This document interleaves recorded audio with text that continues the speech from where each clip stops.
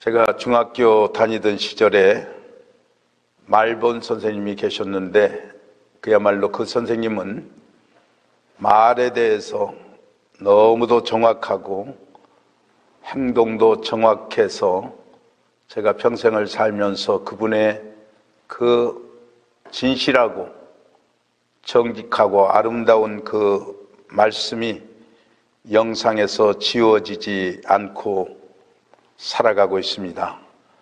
근데 야고보 사도는 말에 실수가 없는 사람이면 온전한 사람이라 그렇게 분명히 말을 했습니다. 그래서 이 말이라고 하는 것은 바다의 배의 키와 같은 것이다 그렇게 비유를 했어요.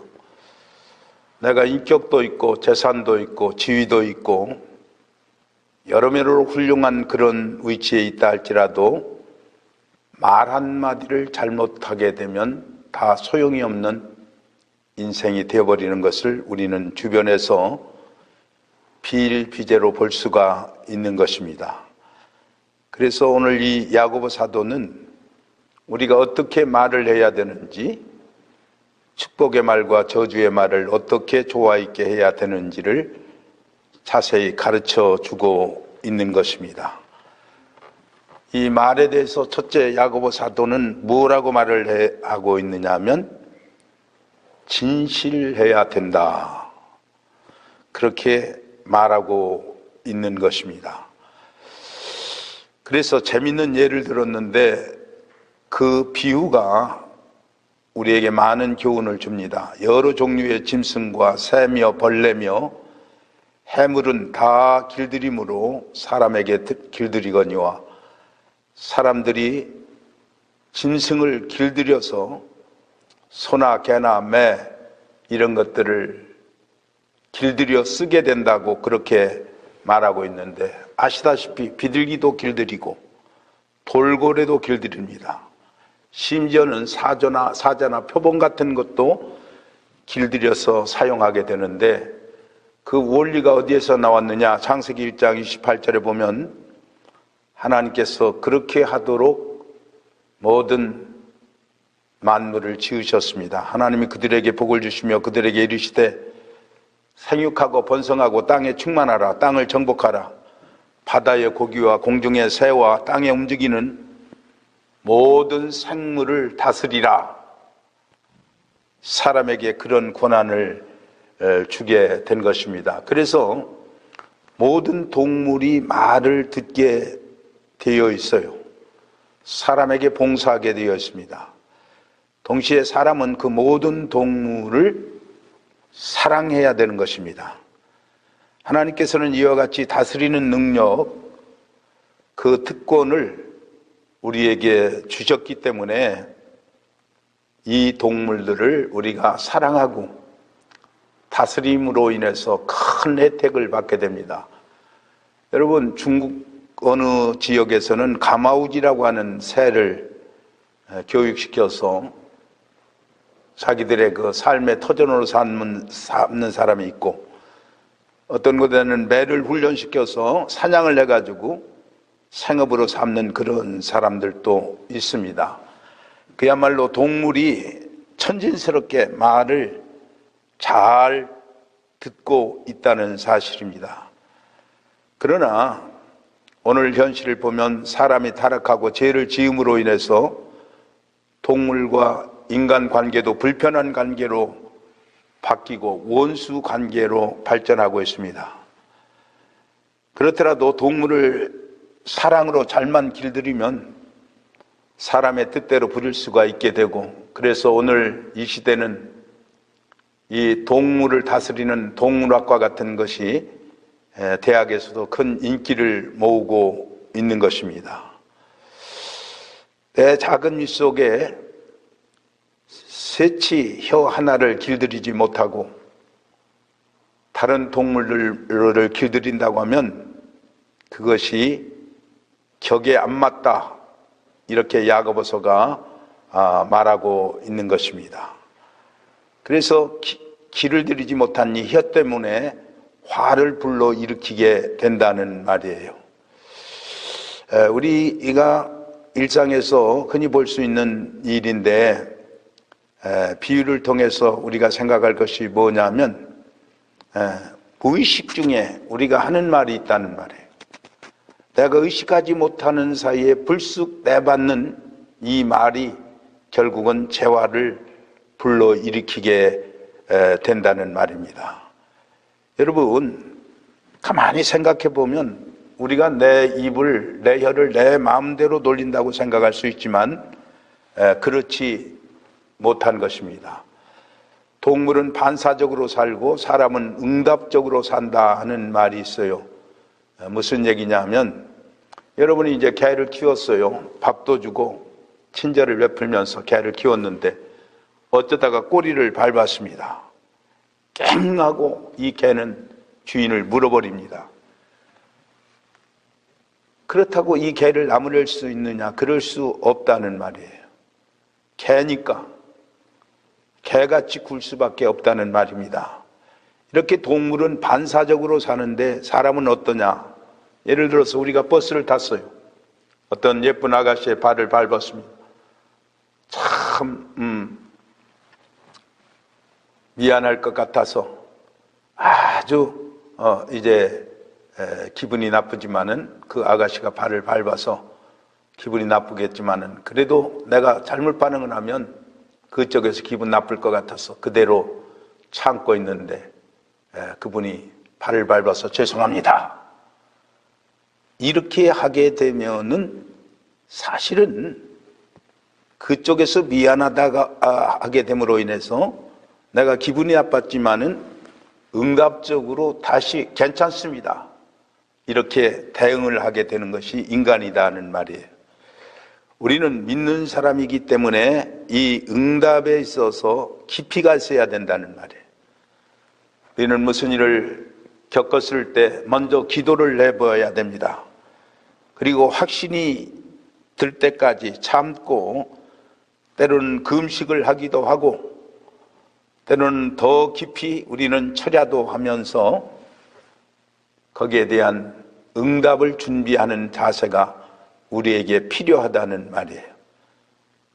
무슨 일 당했다고 해서 당장 죽느니 사느니 촐랑거리거나 성깔이 뻗쳐서 팩하고 상대에게 한 대를 먹여버리는 그런 다툼의 삶을 살아서는 안 된다는 말입니다. 우리가 무슨 말을 할 때는 꼭 사전에 생각할 점이 몇 가지가 있는데 첫째는 내가 말하는 것이 사실인가? 남에게 들은 소리 가지고 함부로 말하는 것이 아닌가? 내 말하는 것에 대해서 그 사실 여부를 생각해야 됩니다. 둘째로는 내가 하는 이 말이 덕이 되는가? 그것을 생각해야 된다는 말이에요. 말을 했을지라도 유익이 되지 않는 말이 있어요. 내가 이 말을 함으로 교회에 유익이 되는가? 하나님의 사람으로서 부끄러움이 없는 것인가? 셋째는 그 말로 파급되는 영향을 생각해야 되는데 이를테면 A는 B에게 말하고 B는 C에게 말하고 C는 D에게 말하는데 이 퍼져나갈 때에 어떤 면으로 확산되어 갈 것인가를 생각해야 된다는 말이에요. 요즘 신문을 보면 제발 기사를 쓰지 않았으면 좋겠는데 기사를 써가지고 곤란스러운 일들이 많이 있습니다. 이를테면 유명인이 자살한 일 이런 거 사실은 부끄러운 일이기 때문에 감춰줘야 되는데 사회면은 말할 것도 없고 논설에서 단평난까지 온통 철갑이 되어 실려 있는 것입니다. 그런데 그런 소리를 들으면은 여러분 우리가 고쳐지는 것이 아니고 자꾸 거기에 빠져들어서 온 종일 정신이 멍하게 되는 거예요. 또 그런 소리를 반복해서 들음으로 인해서 자기도 어떤 상황에 이르면 그런 입장으로 바뀌어질 수가 있기 때문에 우리는 그런 것들은 자꾸 차단해야 된다는 말입니다. 범죄의 세세한 부분까지 시시콜콜하게 묘사하고 있는데 남는 것이 무엇입니까? 아, 이런 짓 하지 말아야 되겠구나, 그렇게 우리가 생각할 것 같습니까? 그렇지 않습니다. 그런 사람이 점점 많이 생기게 되면 생겼지 뿌리가 뽑히지 않는다는 것, 파급되는 영향을 중시해야 된다는 사실입니다. 넷째로, 이 말은 과연 내가 할 말인가 아니면 남이 할 말인가를 생각해야 된다는 말입니다. 저 사람이 해야 할 일을, 할 말을 내가 말해서 이제 손해를 보는 경우가 많다는 말이에요. 여러분, 미국 사람들 보면 가끔 그 사람들이 무슨 얘기를 하다가 남 흉보는 얘기를 하게 되면은 듣고 있는 사람이 가로막습니다. It's not your job. 무슨 얘기냐면, 왜 그 사람을 가지고 왈가부활하느냐? 내가 상관할 일이 아니다. 그것은 남의 일이다. 이렇게 중지시키는 현명한 모습들을 보게 됩니다. 그런 너절스러운 이야기를 한바탕 들어주고 나면 나 자신이 더러워지고 꿈자리도 더러워지게 되는 거예요. 어떤 사람은 남의 말을 유난히 듣고 싶어 합니다. 정보 탐지에 흥미가 많아서 그래서 어떻게 됐니? 응, 나만 알고 있을 테니까 말해봐.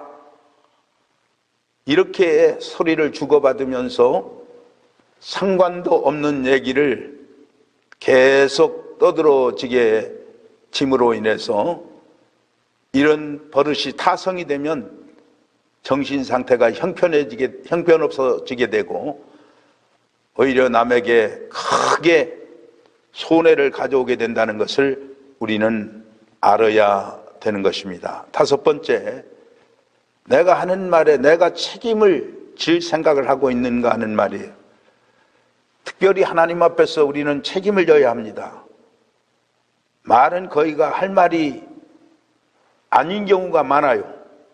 그저 즐거운 이야기, 흐뭇한 이야기, 남에게 좋은 이야기나 할까, 쓸데없는 말로 자꾸 주변을 혼란케 해서는 안 된다는 말이에요. 저는 그럭저럭 이제 저 경북 예천 우만교회로부터 시작해서 은석교회에 이르기까지 53년 되는 그런 목회 사역을 했습니다. 그런데 이 경험 속에서 제가 확신하는 것은 식사 때는 물론 수시로 사역자나 대립되는 사람들에 대해서 습성화돼 가지고 원명 불평하는 사람은 본인은 물론이거니와 그 자식 때까지도 별 유익이 없는 것을 확실히 목격했습니다. 좀 불편해도 심각한 이야기는 하지 않는 것이 좋은 것입니다. 교회 이야기라든지 정치 이야기라든지 이런 것을 식탁에 올려놓고서 자식들 앞에서 불미스럽게 얘기하는 것은 그 자식까지 망치게 된다는 것을 우리는 알아야 됩니다. 특별히 사람을 초청해 놨을 때는 식사 때의 분위기를 잘 잡아줘야 되는 거예요. 옷차림이나 또 음악도 중요하지만은 그 식사 때에 즐겁게 식사를 할 수 있는 그런 중요한 말을 서양 사람들처럼 준비하는 그런 자세가 필요하다는 말이에요. 그래서 지혜 있는 누모 같은 것으로 음식의 맛보다 그 마음의 즐거움으로 맛을 낼 수 있는 이런 자세가 중요하다고 하는 사실을 우리는 알아야 되겠습니다. 우리가 분위기가 좋으면 음식 맛이 없어도 참 잘 먹었습니다, 기분 좋습니다, 그런 소리가 나오게 되는데, 아무리 좋은 음식을 가지고서도 거기서 남을 비방하고 조롱하고 험담하는 그런 일로 식사를 마치게 되면 그것이 즐거움이 되지 않는다는 말이에요. 동물은 길들이면서 혓바닥은 길들이지 못한다. 사람은 지성과 의지를 통해서 말을 해야 된다는 말이에요. 지성으로 합리성을, 의지로는 도덕성을 생각하면서 살아야 되는 것입니다. 그래서 늘 지정의가 함께 개입되어져야 된다는 말이에요. 이 세 가지가 따로 놀면 안 됩니다. 함께 작용해야만 인격적인 사람이 된다는 것을 우리는 알아야 되는 것입니다. 탈무드에 있는 말인데, 말은 손이 없지만 손이 하는 일을 하며 사람을 죽인다. 그러나 말은 손을 넘어선다. 왜냐하면 손은 가까이 있는 사람을 죽이지만은 말은 먼 데 있는 사람도 죽이기 때문이다. 말이 손보다 더 무섭다. 말은 쏜 화살보다, 휘두르는 칼보다 더 무섭습니다. 화살이나 칼은 방패로 막을 수 있지만 말이 쏘아대는 살상력은 피할 길이 없기 때문입니다. 말을 하면은 지정의의 신앙까지 다 동원해도 모자라다는 것을 가르치고 있는 것입니다. 오늘 본문 9절 10절을 보십시다.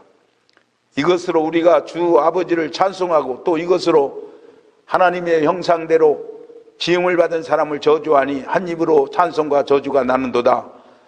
찬송도 축복도 말로써 저주도 이제 일어나게 된다는 말입니다. 특히 히브리 사람들의 말을 좀 바꿔 말하면 재밌는 이야기가 있는데, 히브리 말로 이 축복은 바라크입니다. 이 바라크는 좋은 뜻으로 말을 한다는 뜻인데, 하나님께 바라크라고 하면 찬양한다는 말이 되고, 하나님께서 사람에게 바라크 한다고 하면은 이건 축복한다는 말이 되는 거예요.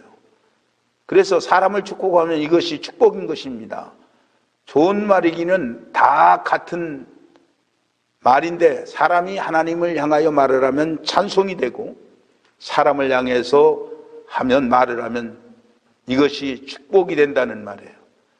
그래서 오늘 우리는 이 양면성을 가지고 살기 때문에 항상 입으로 축복을 해야 되는 거예요.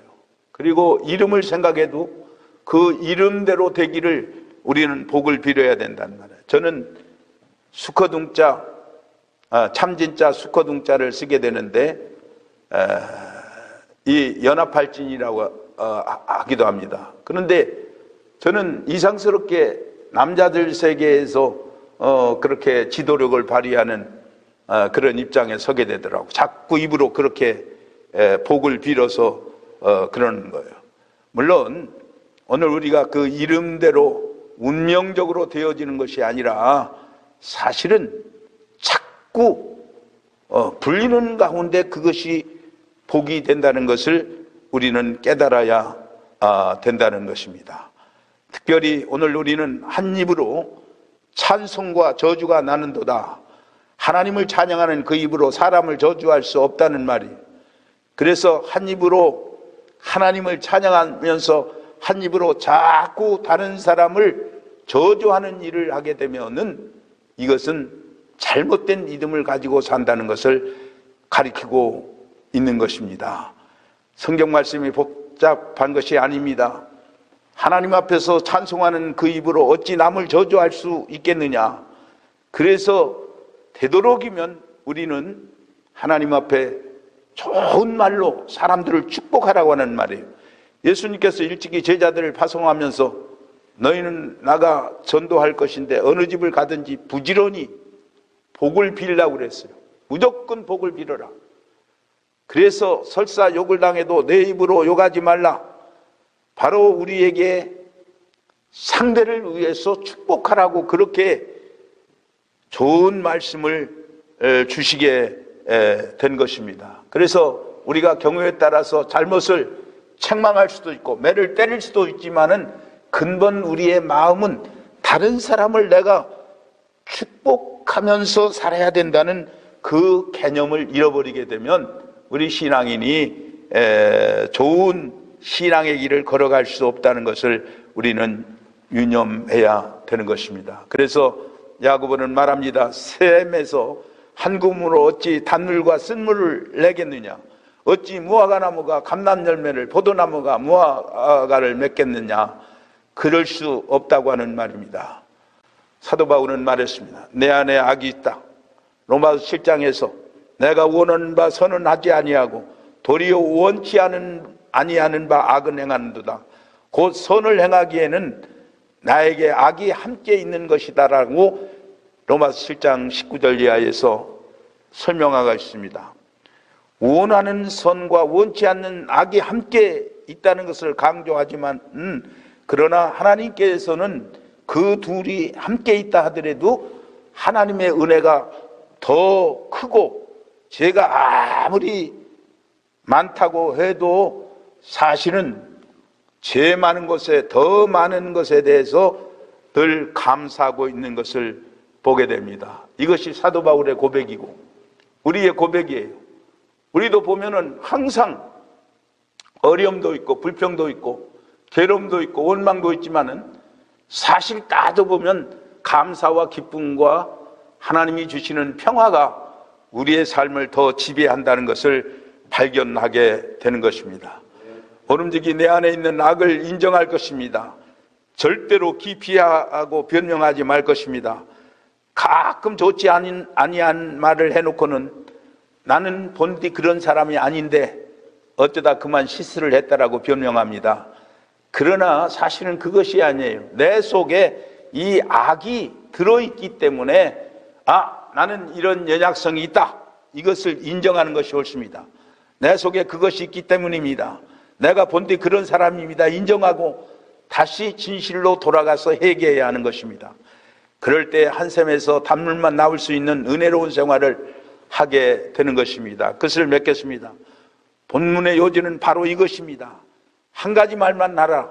하나님을 찬양했으면 축복할 것이고 은혜에 사는 것이면 은혜를 베풀 것이고 하나님 앞에 기도했으면 감사하다는 말을 해야 된다는 이 교훈을 우리에게 들려주고 있는 것입니다. 여러분, 어찌 사람이 성질이 없고 사람이 약점이 없겠습니까? 그러나 우리는 항상 다른 사람에게 이렇게 축복하는 말로 살아야 된다는 그 확신을 가지고 살아가야 됩니다.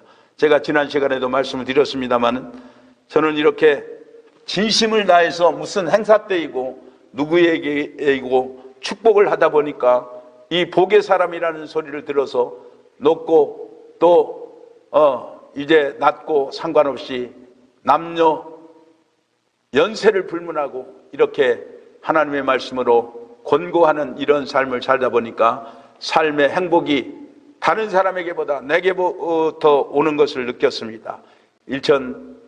2019년도를 맞이해서 정말 이 말씀을 듣는 성도 여러분, 청취자 여러분, 진심으로 우리의 입으로 하나님을 찬양하고 사람들을 축복하는 삶을 살 수 있기를 주의 이름으로 기원드리며 가름합니다. 감사합니다.